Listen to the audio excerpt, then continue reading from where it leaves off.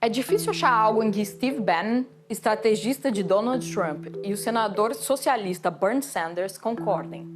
Mas os dois e muitas outras figuras públicas são unânimes ao reconhecer que existe muito em jogo nas eleições do Brasil. Veja o que me disse Steve Bannon sobre isso. I think that this is going to be one of the most intense and dramatic elections in the 21st century. Já o senador democrata Patrick Leahy, aliado de Bernie Sanders em uma resolução no Congresso para apoiar instituições democráticas do Brasil, disse o seguinte: o destino da democracia do Brasil e de sua relação com os Estados Unidos será decidido nas próximas eleições. Eu sou Mariana Sanches, correspondente da BBC News Brasil em Washington, e nesse vídeo eu conto como foi que a eleição brasileira virou um assunto tão quente para os americanos. Os destinos das duas maiores democracias das Américas parecem entrelaçados ultimamente. Estados Unidos e Brasil enfrentam desafios semelhantes e compartilham interesses comuns. Ambos lideram o ranking de países com maior número absoluto de mortos por Covid-19 e enfrentam níveis de inflação acima de 8%, motivados especialmente pela gasolina e que causaram desgaste nos atuais presidentes. Os dois países também produzem commodities semelhantes e, por isso, competem nos mercados internacionais. Enquanto o Brasil é o maior produtor de soja e laranja, seguido pelos Estados Unidos, respectivamente, na segunda e quarta posições, os americanos estão à frente na produção de milho, carne bovina, peru e frango, com o Brasil em segundo ou terceiro. Mas enquanto competem com o Brasil, os Estados Unidos veem o país se tornar o principal destino de investimento da China em 2021. Um golpe considerável para os americanos em sua zona de influência mais óbvia, a América Latina. Por tudo isso, era de se esperar que o interesse sobre quem será o próximo presidente brasileiro fosse grande. A novidade está na quantidade de manifestações públicas sobre o assunto de altos funcionários ou representantes dos Estados Unidos meses antes da votação. O especialista em relações entre os dois países, Carlos Gustavo Pogil, explica esse interesse da seguinte forma. Eu acho que sim, há um interesse maior e o interesse se dá em virtude da ameaça de ruptura democrática, né? Eu acho que essa é a questão que está sendo colocada. Não é pela eleição em si, mas pela possibilidade do que vai acontecer no pós-eleição, né? A gente não tinha esse tipo de preocupação nas últimas eleições, transições pacíficas de poder, etc. Agora nós temos um presidente que não deixa muito claro se vai ou não obedecer ao resultado das urnas, que tem uma relação próxima com os militares, que tem construído uma relação um pouco ambígua em termos do seu apoio à democracia. Desde que venceu a eleição em 2018, Bolsonaro tem repetido acusações de fraude eleitoral. O Brasil tem urnas eletrônicas desde 1996 e nenhuma fraude sistemática foi registrada até hoje. Durante a visita a Londres para o funeral da Rainha Elizabeth, Bolsonaro disse que se receber menos de 60% dos votos agora, aspas, aconteceu algo de anormal no TSE, o Tribunal Superior Eleitoral. Nas pesquisas de intenção de voto, ele nunca ultrapassou 35% e está cerca de 10 pontos percentuais atrás de Lula. Embora tenha dito pontualmente que se perder vai passar a faixa e se recolher, Bolsonaro lançou sistematicamente suspeitas ao processo eleitoral, mesmo tendo admitido não ter provas de fraude. Também colocou em dúvida sua própria reação diante dos resultados. Para muitas autoridades americanas, isso ecoa o comportamento de Donald Trump, que lançou falsas alegações de fraude sobre a democracia americana antes e depois de sua derrota para Joe Biden. I would argue that in many ways Brazil and the United States are mirrors of each other. That increasingly what happens in our democracy in the United States happens in Brazil's democracy, and what happens in Brazil's democracy happens in our democracy. Em um discurso recente à nação, Biden foi claro ao dizer que acreditava que o movimento MAGA, sigla em inglês para Faça os Estados Unidos Grandes de Novo, de Trump, era uma ameaça à democracia. Há quem veja no forte interesse dos americanos nessas eleições no Brasil uma forma de eles confrontarem seus próprios fantasmas de 6 de janeiro de 2021, quando os apoiadores de Trump invadiram o Capitólio dos Estados Unidos enquanto a vitória eleitoral de Biden estava sendo certificada. O saldo foi de 5 mortos e de cenas que trincaram a autoimagem do país junto a seus próprios cidadãos.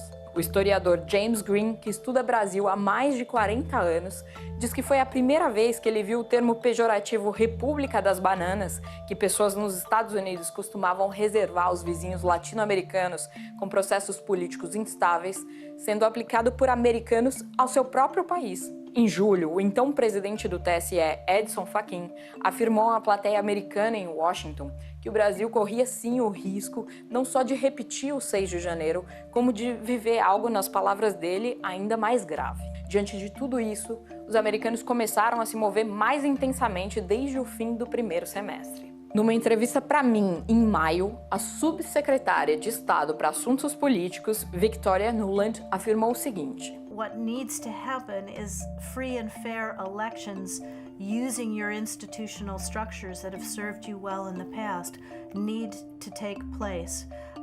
We have confidence in your electoral systems. Brazilians need to have confidence as well.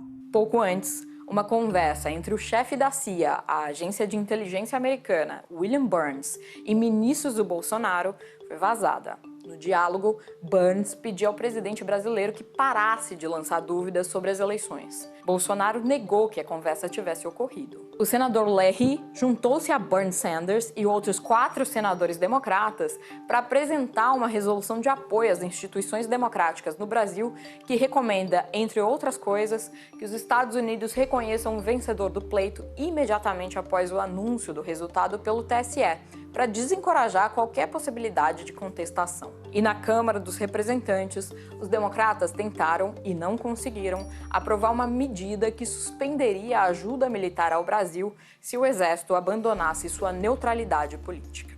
Sometimes it's formal, it's out there, other times it's leaks, but it's all trying to pass along the message and the thinking, right, of Washington.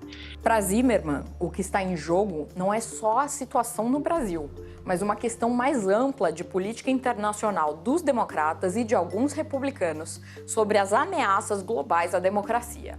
The broader democratic order that was created in the post-World War II era not only is the most just and best for all nations, but it also advances very specifically U.S. interests and values across the world. Democracy and that multilateral democratic order is at risk in a way that it hasn't been over the past 80 years. Questionar o processo eleitoral não é a única semelhança entre Trump e Bolsonaro, que também é conhecido fora do Brasil como Trump dos trópicos. Ambos fizeram campanha se apresentando como outsiders, prometendo lutar contra as elites políticas, mesmo que Bolsonaro já fosse um veterano no Congresso Nacional. Ambos incentivam o nacionalismo e a posse de armas e denunciaram os chamados ideologia de gênero e globalismo. Ambos dominam as redes sociais.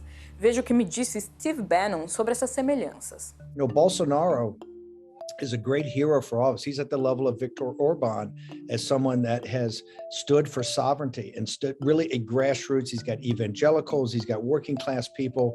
Very much, if you look at Brazil, it is very much like the MAGA movement. Do outro lado dessa disputa eleitoral está Lula, cuja trajetória os americanos acham bem semelhante ao do próprio Biden. Ambos vieram de origens humildes, de famílias de trabalhadores braçais e se tornaram referências nacionais na política, ocupando altíssimos postos antes. Biden como vice-presidente de Obama, Lula como presidente ele próprio.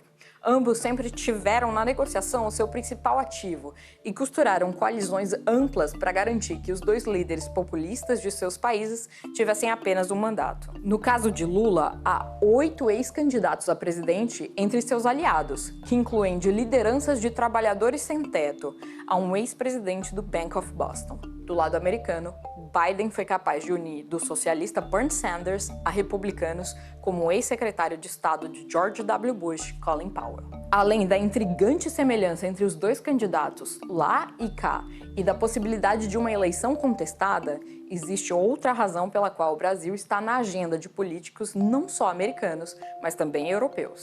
Nos últimos anos, o Brasil acelerou o processo de desmatamento da Amazônia, a maior floresta tropical do mundo. O governo Bolsonaro reduziu o orçamento para conter a devastação do bioma.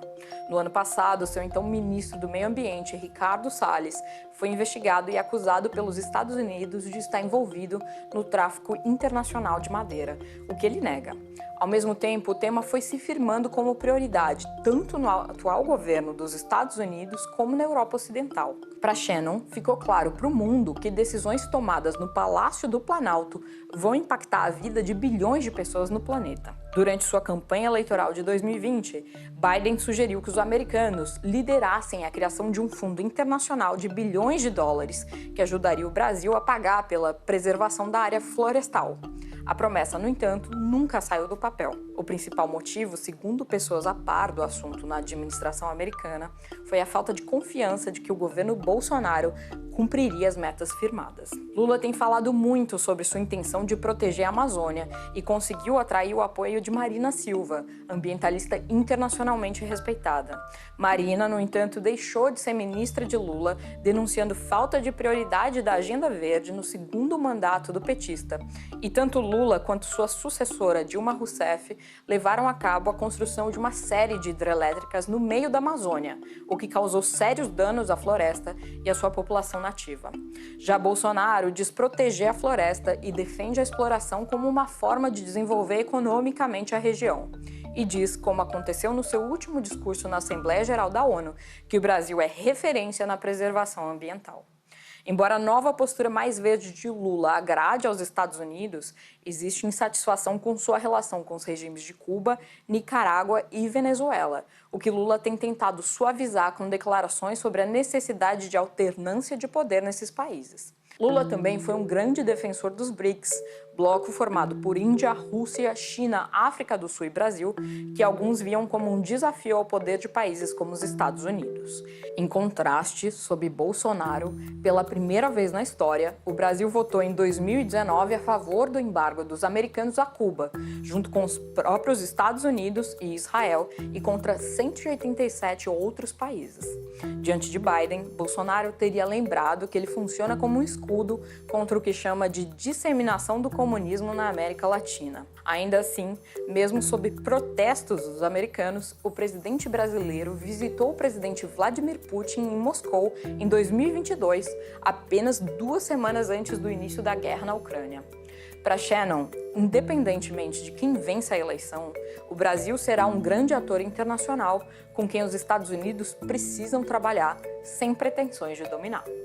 While the United States is without a doubt a global superpower and one which plays on the international stage very consciously, Brazil is a superpower without knowing it. É isso, pessoal. Eu fico por aqui. Até a próxima. Tchau.